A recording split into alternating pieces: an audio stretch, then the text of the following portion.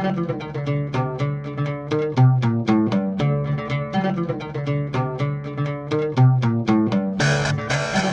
and welcome to the Sci-Fi Christian Book Reviews, brought to you by the Sci-Fi-Christian.com.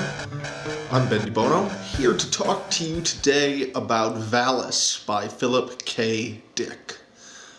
This is an incredible book in many, many different ways. Maybe the best place to start out is to just kind of talk about where you need to be at going into this book, because I'm going to be very positive in this review, but I also would understand completely somebody reading this book and hating it. For one thing, this needs to not be the first Philip K. Dick book that you read. If it is, you are almost guaranteed to hate it. A couple of reasons why that needs to be the case, why you need to be a PKD veteran before you head into this one. The first one is that I think learning to read Philip K. Dick takes training.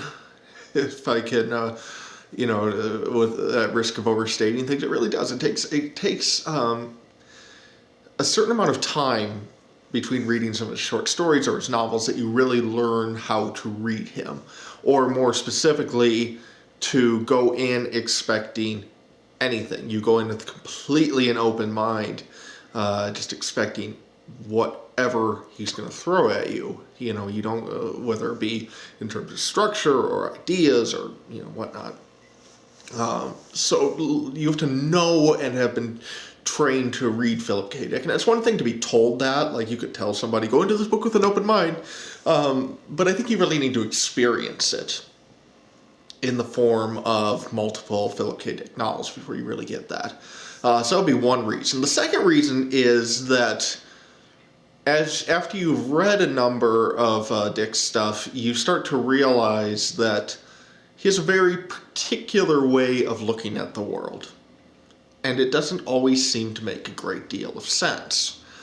And you realize he has these themes he keeps coming back to of unreality and the nature of religion and all this stuff. And you start to kind of put the pieces together a little bit. And Valis kind of acts as the secret decoder ring to all of that. But to really appreciate the fact that you're getting, at least ostensibly, some answers to Dick's philosophy in the form of Valis, you have to be able to really see the puzzle first. You have to be able to appreciate just how cryptic and multi-layered of a thinker he was. And then you read Valis and you go, oh, this is what's going on. No wonder these books are so weird.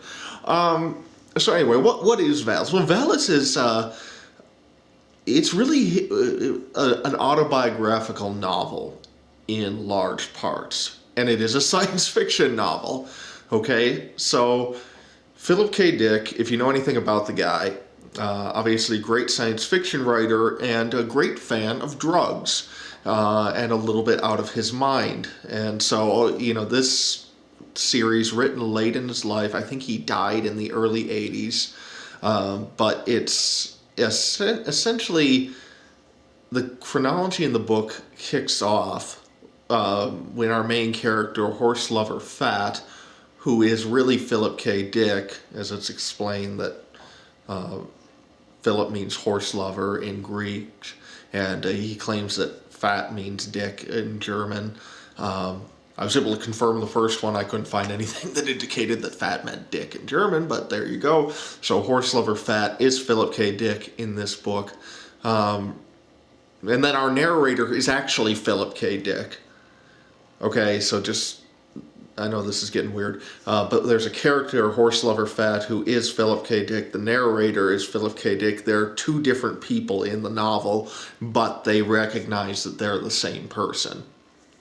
Did you understand that? I don't know. That's what's going on in this book. So anyway, horse lover Fat is he is contacted, he believes, by God or by some extra intelligence who beams information into his brain, and he starts to realize things that he would have never realized before. For instance, he realizes that his son is sick. his son has had no indication that there's anything wrong with him.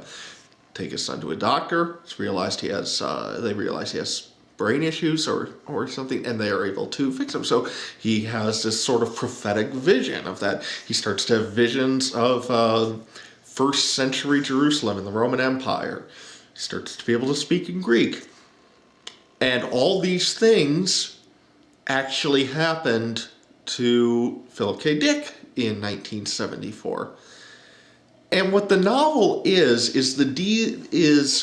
Horse Lover Fett trying to figure out whether or not he's crazy or what to make of all of this. And there's this tension between the two characters of Phil, who is our narrator, and Horse Lover, who is our protagonist, in terms of where Horse Lover seems to represent the crazy, yes, there's something going on here side of Dick, and Phil, our narrator, represents the more skeptical side that says, Horse Lover's a little whack. So in some ways, it's like this weird self-critique where Dick believes what happened to him and he's trying to reconcile it in the form of this novel, and he's not sure if he's insane or not. He knows something happened, but what that something is, whether it's just a complete breakdown or whether it's something paranormal or supernatural or, what have you, is really at the heart of the novel. Is the tension between those two positions and Dick wrestling with them and with himself about them through the course of writing this novel. Now, all of that sounds really weird, which is why this needs to not be your first Philip K. Dick book. Because if you've read Philip K. Dick, you're kind of nodding your head and going, okay, well, that makes sense. He's written himself into the novel twice as two people who realize they're the same. And you just kind of go with it because his books are weird like that. And it's fascinating. It's fascinating on so many levels because on the one level we get a really good presentation of Dick's philosophy of life, or his, I don't even know if you could call it a philosophy. It's this amorphous way of thinking where he shifts between God or the paranormal or insanity or, as far as his explanation for what happened to him in real life and in the novel. And so there's this amorphous quality to his thinking. It's highly Gnostic in the way that he approaches religion in the book, which is true to how Dick approached religion in life. So very fascinating presentation of his ideas. Fascinating look at self-critique. As he is somebody who is wrestling between an intense, and this is again true in the novel and true in real life, an intense belief in what happened to him or that something happened to him, and a conviction that he must be insane. It's a story about a man who is trying to reconcile himself and come to peace with himself and really isn't quite able to do that. It's a story of what does it mean to live in a world that feels so irrational? There's this question at the heart of the novel of, did Horse Lover Fett go insane when he started to have these visions? Or did he go sane when he started to have these visions? And what's so incredible about this novel is that you can tell that there's a real sincerity behind it. And I think that most writers, it's very difficult to achieve that level of sincerity in your writing because at some level there's a knowledge that what you're putting down is somehow a product that is different than yourself, that there's this layer between fiction and nonfiction. And for Dick, I'm not sure he always believes that distinction exists. His questions about the nature of reality. Is what we're experiencing even real in this world? So is there this palpable difference between fiction and nonfiction? And so he really goes all in this book in a way that very few writers are capable of doing. And then as a reader, you're experiencing this, and it's like, okay, there's no doubt this guy is a little nuts, or a lot nuts. I mean, we know for a fact that Dick took tons of drugs in his life, and clearly they have had an impact on his mental stability, or lack thereof. But on the other hand, you do have things like that he knew in real life, and again, this is real life and in the novel, he knew that his son was sick. He got this seemingly inexplicable knowledge that his son was sick, and was able to take his son to the hospital and deal with it, and there was no way he could have known that. So it's like, what do you do with that? So in a sense, the novel's so effective because it even draws you into that as a rational reader, it draws you into that same struggle, a little bit of what Dick is experiencing as he writes it, that we know this guy is crazy. We know Dick has mental issues. That seems to be just an indisputable fact for anyone who spent, 5 minutes looking at his life. We know this guy's a drug addict or former drug addict. I don't know if he was using when these things occurred or not, but certainly they had a substantial impact on his brain and on his ability to think. And so we know all this, but yet there's a sincerity there, and there's things that just can't be explained that, at least according to him, really happened to him. So I'm fascinated by this novel. I couldn't put it down. It's unconventional. It's not really a plot point A to plot point B, but you know what? Who cares? This is the type of thing that I read books for, is to be able to get inside somebody else's mind. I mean, if you think about it, reading is an incredibly vulnerable, intimate activity. I remember in Stephen King's book on writing, he describes it as a form of telepathy, and I think that's correct. Where author writes down his thoughts, and then they go into my mind, from his mind onto the page into my mind. It's a very vulnerable thing if you think about it. That you are able to see inside of somebody's soul at a very deep level. And of course, fiction sets up walls that to one degree or another separate us from the author. Of course, nonfiction can do the same thing.